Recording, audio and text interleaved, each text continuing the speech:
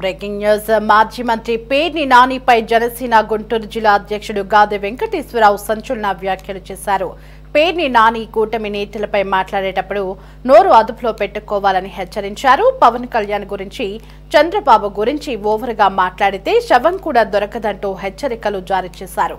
పేర్ని నాని ఇలానే పిచ్చి పిచ్చి కోతలకొస్తే వ్యవహారం పోస్టుమార్టం వరకు వెళ్తుందని వ్యాఖ్యానించారు. నరుక్కుందాము, పొడుచుకుందాము, చంపుకుందాము, చంపండి. ఒక రాజకీయ నాయకుడు అంటే వాళ్ళు ఎట్లా ఉండాలి? ఎదుటి వాడిని కూడా కౌగులించుకోవాలి. ఎదుటి పార్టీ నాయకుడిని కూడా చూసి విష్ చేసి అతన్ని ఆలింగనం చేసుకుని ఏం చేద్దాం రాష్ట్రం కోసం, మీరు కానీ మేము కానీ అనేటటువంటి ఆలోచన విధానం రాజకీయ నాయకులు ఉండాలి. తప్పితే అరే మీకు ఒక్కడికన్నా జబ్బు తెచ్చిందిరా, మీకు ఒక్కళ్ళన్నా ఆలోచన ఉందిరా, మీకు ఎంతసేపు మీరు ఏ రకంగా తయారయ్యారు? వాళ్ళ నరుక్కుందాం రండి, పొడుచుకుందాం రండి, ఏంట్రా బాబు ఇదా? రాజకీయ నాయకులు అంటే ఇట్లా ఉంటారా? మేము అనుకోవట్లేదు ఎక్కడ కూడా. అరే ఇది నిజంగా ఇద్దరు ఎవరన్నా తన్నుకున్నా కానీ రెండో రోజున పలుకుందామనే ఆలోచన చేస్తారు. ఎదురు పెడితే మాట్లాడాలి. అరే నిన్నేదో అయిపోయింది నిన్నటిది, ఇవాళ మనం మనుషులుగా బతుకుతున్నాం, పలకరిద్దాము, ఇద్దరం కూడా మళ్ళా ఫ్రెండ్షిప్ చేయాలి అనే ఆలోచనతో మామూలు మనుషులు ఉంటున్నారా? మీకేమొచ్చిందిరా? మీకు ఎట్లా తయారయ్యారు మీరంతా కూడా? మీ బ్యాచ్ మొత్తం ఇట్లా తయారైంది కదా. నరుక్కుందాము, పొడుచుకుందాము, చంపుకుందాము, చంపండి, ఏంట్రా బాబు ఇదానా రాజకీయం అంటే? ఏదో నీతులు చెప్తావు పేరు నన్ను, ఇదానా నువ్వు చెప్పే నీతులు? రాత్రి కాదు నేను పగల చంపమని చెప్తాను. ఏంటి పగలు చంపేది నువ్వు? పగలు చంపే ఏడ్చే అదవా నువ్వు? మొన్న ఎలక్షన్లు ఎందుకు ఏడవలేకపోయావు నువ్వు?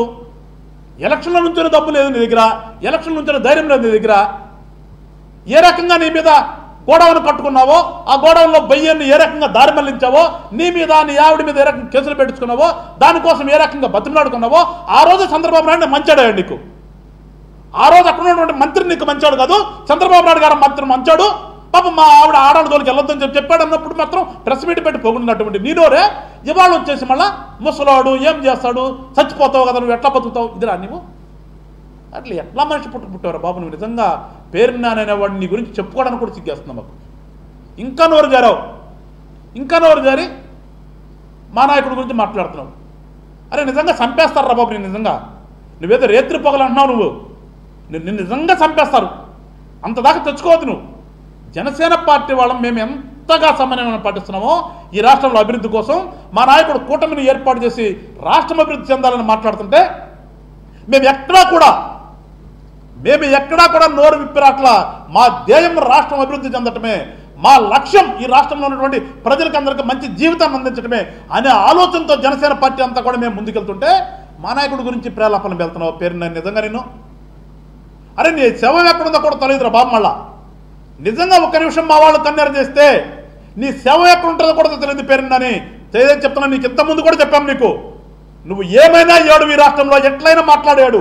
పవన్ కళ్యాణ్ అనే వ్యక్తి జోలికి వస్తే నీకు ఒలుస్తాం రా బిడ్డ అని ఇంతకుముందు కూడా చెప్పాం. నువ్వేంటంటే ఎట్లా తయారావంటే నన్ను కొట్టండి అంటారు చూడు. కెలికి కొట్టించుకునే దగ్గరికి నువ్వు ఇవాళ వచ్చావు నువ్వు. కానీ మాకు ఇంకా కూడా మేము మనుషులమనే స్పృహ మాకుంది.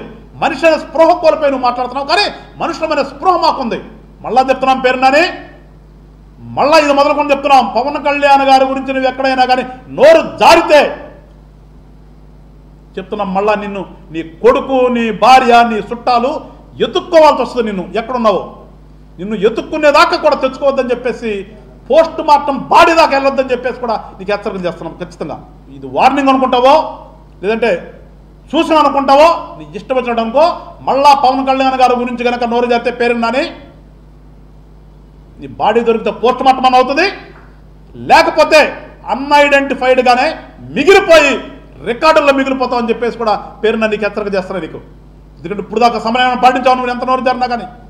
ఒక రాజకీయ నాయకుడు అనుకుంటాను చెప్తే నువ్వు ఎంత రోడ్డు సైడు ఎదవని చెప్పేసి ఇవాళ ప్రజలందరూ కూడా నేను చూస్తున్నారు. నీ యొక్క మాటలు కానీ, నీ ఎక్కిల చేష్టలు కానీ, నీ హావభావాలు కానీ వాళ్ళు చూసి నిన్ను అరే ఈడికా ఇంత ముందు మనం ఓట్లేసింది అని సిగ్గురు పడుతున్నారా సన్నాసి. ఒకసారి గుర్తు తెచ్చుకో చెప్తున్నా. పెద్దవాడు అయిపోయి నిన్ను మాట్లాడాలంటే నాకు కూడా బాధ వస్తుంది. కానీ నిన్ను ఇట్లా వదిలిపెడితే నీ ఇష్టం వచ్చినట్టు మురిగే స్థాయికి వచ్చావు కాబట్టి మరొకసారి చెప్తున్నాం, అంతదాకా తెచ్చుకోవద్దు నువ్వు. మేము ఈ రాజకీయ పార్టీ పవన్ కళ్యాణ్ గారు పెట్టింది ఈ రాష్ట్రంలో మేము మంచి చేయడానికి, నీకులాగా దోచుకుంటాను కదరా యాదవ. సిగ్గుండాలి మళ్ళా నోరు తెరిచి మాట్లాడటానికి. మా నాయకుడు చూపిస్తున్నావు. ఎస్ మాట్లాడాం. మీకు సహనం కోల్పోయిన తర్వాత మాట్లాడదు చెప్తే మిమ్మల్ని భరించిన తర్వాత మేము ఎప్పుడు వస్తున్నాం. ఇప్పుడు కూడా చెప్తున్నాను కూడా నీ యొక్క శాస్త్రాలు చూసి వెళ్ళని మాట్లాడుతున్నా. అట్లాగే మాకు కూడా సహనం ఉంటుంది. సహనం దాటిన దాకా తెచ్చుకుంటే ఇట్లాగే నువ్వు మాతో తిట్టులు తినవచ్చు వస్తుందని చెప్తూ మరొకసారి రాష్ట్ర ప్రజలందరినీ కూడా వేడుకుంటున్నాను. ఒకసారి చూడండి, నిజంగా వైఎస్ఆర్సీపీ పార్టీలో ఉన్నటువంటి ఈ సోకాళ్ళ బ్యాచ్ అంతా కూడా ఏ రకంగా తయారయ్యారో, ఇట్లాగ ఇంకో నెల 2 నెలలు వదిలిపెడితే వీళ్ళందరూ కూడా పిచ్చెక్కి ప్రజల్ని పిచ్చోడం చేస్తాడు, కొడుకుతారు, రాళ్ళు విసురుతారు. ఆ స్థాయికి వచ్చేటట్టుగా వీళ్ళందరూ తయారయ్యారు. మీరందరూ కూడా జాగ్రత్తగా ఉండండి. వీళ్ళందరినీ కూడా ఏ రకంగా కంట్రోల్ చేయాలో బాధ్యత మా మీద ఉంది కాబట్టి కూటమి ప్రభుత్వం బాధ్యత తీసుకుంటాం. ఈ సోకాల్డ్ బ్యాచ్ అందరూ కూడా కంట్రోల్ చేస్తాం. ఈ రాష్ట్రంలో అలజడులు లేకుండా మేమే కాపాడాల్సిన బాధ్యత ఉంది కాబట్టి కాపాడతామని చెప్పేసి రాష్ట్ర ప్రజలందరూ తెలియజేసుకుంటూ, రానున్నటువంటి రోజుల్లో మీరందరూ కూడా ప్రతిపక్ష పాత్ర పోషించాలనేటటువంటి వైఎస్ఆర్ పార్టీలోని పెద్దలందరూ కూడా ఏ రకంగా రాష్ట్రంలో అలజడులు సృష్టించాలని ప్రయత్నం చేస్తున్నారో రాష్ట్ర ప్రజలందరూ కూడా అర్థం చేసుకోవాలని కోరుతున్నాం. ఎందుకంటే చూసాం, గత వారం నుంచి చూస్తున్నాం, ప్రతిరోజు ఏదో ఒక జిల్లాలో ఏదో ఒక నియోజకవర్గంలో గతంలో ఎమ్మెల్యేలు మంత్రులు చేసినటువంటి పెద్ద మనుషులు కూడా వాళ్ళకి ఇంగిత జ్ఞానం మర్చిపోయి ఏ రకంగా మాట్లాడుతున్నారో ప్రజలందరూ కూడా చూస్తున్నారు. ఒకడొచ్చాము నరికేయమంటాడు, ఒకడొచ్చాము రాత్రి నరకండి పొద్దున్నెళ్ళి పరామర్శించమంటాడు, ఒకడేమన్నా మళ్ళా మేమే వస్తాం మీ అధికారంలోకి వచ్చిన తర్వాత మీ ఎంత చూస్తామంటాడు, ఇంకోడేమో అధికారం కోల్పోయిన తర్వాత కూడా మేమే అధికారంలో ఉన్నామనే అహంకారంలాగా ఫీల్ అవుతూ ప్రజెంట్ ఉన్నటువంటి ఎమ్మెల్యేలని మహిళలను కూడా తిడతా ఉంటాడు. అంటే వీళ్ళ ఆలోచన అంతా కూడా ఈ రాష్ట్రంలో ఏ రకంగా శాంతి భద్రతలకు విఘాతం కలిగించి తద్వారా కులాల మధ్యన మతాల మధ్యన గొడవలు పెట్టి, ఎందుకంటే వాళ్ళకి నైజం కదా, వాళ్ళకి అలవాటు ఉంది. గతంలో ఆ పార్టీ పుట్టుకేంటి, పేరుకే వైఎస్ఆర్సీపీ కానీ ఎక్కడి నుంచి వచ్చింది, అది వాళ్ళకు ఉన్నటువంటి అలవాటు కదా అది. దాన్ని మళ్ళా ఇంకోసారి ఈ రాష్ట్రంలో తీసుకురావాలి అనేటటువంటి ఆలోచనతో ముందుకెళ్తున్నటువంటిది అది నిజంగా రాజకీయ పార్టీనా ఏంటో ఒకసారి రాష్ట్ర ప్రజలందరూ కూడా ఆలోచన చేయమని చెప్పేసి జనసేన పార్టీ తరపు నుంచి కోరుతున్నాం. నిన్న చూసాం, గుడివాడలో ఒక డ్రామా ఏ రకంగా తయారు చేశారో, దానికి ఏ రకంగా స్క్రిప్ట్ రాసుకున్నారో, ఆ స్క్రిప్ట్ ప్రకారం అక్కడ ఉన్నటువంటి ఆ జడ్పీ చైర్పర్సన్ ఏ రకంగా వచ్చారో, వచ్చిన తర్వాత వాళ్ళే ఏ రకంగా గలాట సృష్టించుకున్నారో, అదంతా కూడా గతంలో మంత్రి పెట్టినటువంటి ఆ పేరుని నాని అనే వ్యక్తి ఏ రకంగా అయితే అతను ఫోన్లో మాట్లాడుతూ అలజడులు సృష్టించాలనే ప్రయత్నం చేస్తున్నాడో బయటకు వచ్చింది. అది కూడా చూశారు ప్రజలందరూ కూడా. అంటే వైఎస్ఆర్ పార్టీలో ఉన్నటువంటి ఈ సోకాళ్ళు పెద్దలందరూ కూడా వీళ్ళ ఆలోచన విధానం ఏంటనేది ఒకసారి రాష్ట్ర ప్రజలందరూ కూడా గమనించమని చెప్పేసి కోరుతున్నాం. పోతే మన గుంటూరులో చూస్తే మొన్న అంబటి రాంబాబు గారు సత్యనపల్లి పోయి అక్కడ పోలీసుల మీద రంకెలు కేకలేశాడు. డీజీపీతో సహా అందరి మీద ప్రైవేట్ కంప్లైంట్ చేస్తాను, మీ అందరి సంగతి తేలుస్తాను అని అక్కడ బెదిరించే కార్యక్రమం.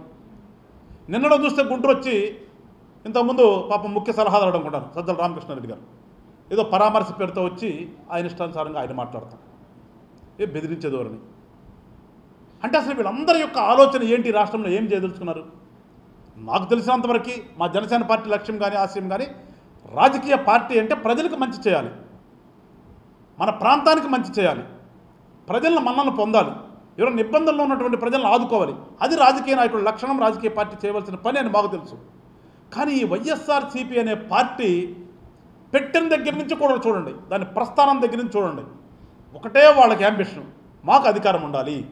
అధికారం ఉంటే మేమేం చేస్తాం? గత 5 సంవత్సరాలు ప్రజలు చూశారు. చూసిన తర్వాత వాళ్ళని తీసుకెళ్ళి పక్కన కూర్చోబెట్టారు. కూర్చోబెట్టిన తర్వాత ఇవాళ ఏం చేస్తున్నారు వాళ్ళు? మదం ఎక్కినలాగా, ఇదంటారు కదా మనకి సామెతలు ఉంటాయి కొన్ని, మదం ఎక్కినటువంటి ఆంబోత్ ఏం చేస్తుంది అని సామెతలు చెప్తుంటారు. ఆ రకంగా ఇవాళ ఒక్కొక్క ప్రవర్తన మదమెక్కి కొట్టుకుంటున్నారు. ఆ కొట్టుకున్న దాంట్లో పర్యవసానమే నిన్న ఆ పేరుని అనేవాడు ఏదో వాళ్ళు మీటింగ్ పెట్టుకోమని ఎవడొద్దండి, మీటింగ్ పెట్టుకోండి, మీ ఇష్టం వచ్చినట్టు చెప్పుకోండి. ఒక పక్కన ముఖ్యమంత్రి గారిని, ఇంకో పక్కన డిప్యూటీ సీఎం గారిని ఇష్టానుసారంగా నోటుకొచ్చినట్టు మాట్లాడుతున్నంతా కూడా సోషల్ మీడియాలో చూసాం. 76 ఏళ్ల ముసలాడంట, వీళ్ళ నాయకుడైనా 50 ఏళ్ల పొడుసాడంట. 50 ఏళ్ళ పొడుసాడు దేనికి? 50 ఏళ్ళు దేనికి? 76 ఏళ్ళు దేనికి? 76 ఏళ్ళు ఉన్నప్పటికీ కూడా ఇవాళ రాష్ట్రం కోసము ఆయన ఎంత కష్టపడుతున్నాడో చూస్తాం. రాష్ట్రంలో ఉన్నటువంటి ప్రజల కోసం ఏ రకంగా ఆయన పనితనం ఉందో అది చూస్తారు ప్రజలు. చెప్తే 50 ఏళ్ళు ఉన్నటువంటి నీ నాయకుడు చేసింది అంతే. గతంలో 5 సంవత్సరాలు కూడా ఇంట్లో పడుకున్నాడు కదా, బయటకు ఎప్పుడన్నా వచ్చాడా? బయటకు వస్తే ఏం చేశాడు చూసాం కదా, పరదాలు కట్టుకుని హెలికాప్టర్లో రావడానికి కూడా భయపడుతూ చెట్టును నరికించుకుని ఎంతోరా బాబు మీకు 50 ఏళ్ళు ఉంటే ఏమైంది, లేదంటే ఏదో కుర్రాడం పరిగెత్తామంటే ఏముంది, ఉపయోగం ఉంది మీకు చెప్పుకోవడానికి దమ్ము ధైర్యమని. బయట జనములో రావడానికి భయపడి లోపల కూర్చున్నటువంటి వాడికి 50 ఏళ్ళు ఉంటే 40 ఏళ్ళు ఉంటే ఎన్నేళ్ళు ఉంటాయండి? ఇవాళ ప్రజల కోసం రాష్ట్రం కోసం పనిచేద్దామని 76 ఏళ్ళు ఉంటే 80 ఏళ్ళు ఉంటాయండి. సంకల్పం ఉండాలి మనిషికి సాటి మనిషికి మంచి చేద్దామనేటువంటి ఒక ఆలోచన ఉండాలి. ఆ ఆలోచన చంద్రబాబు నాయుడు గారిలో ఉంది. మీకు ఎక్కడ తెచ్చిందిరా? మీకేముందా ఆలోచన? మీకున్న ఆలోచన అంటే లోపల కూర్చుందాం, ప్రకృతి వలన దోసుకుందాం, ఏ రకంగా దోసుకున్న సంపదనంతా దాచుకుందాం, ఈ ఆలోచన చెప్తే మీకు ఎప్పుడైనా ప్రజల గురించి రాష్ట్రం గురించి ఆలోచన చేసి తెచ్చారా మీరు ఎప్పుడైనా? మీకు అది లేదు కదా.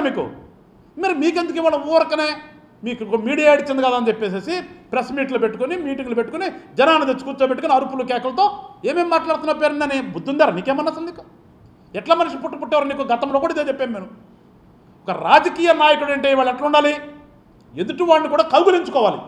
ఎదుటి పార్టీ నాయకుడిని కూడా చూసి విష్ చేసి అతన్ని ఆలింగనం చేసుకుని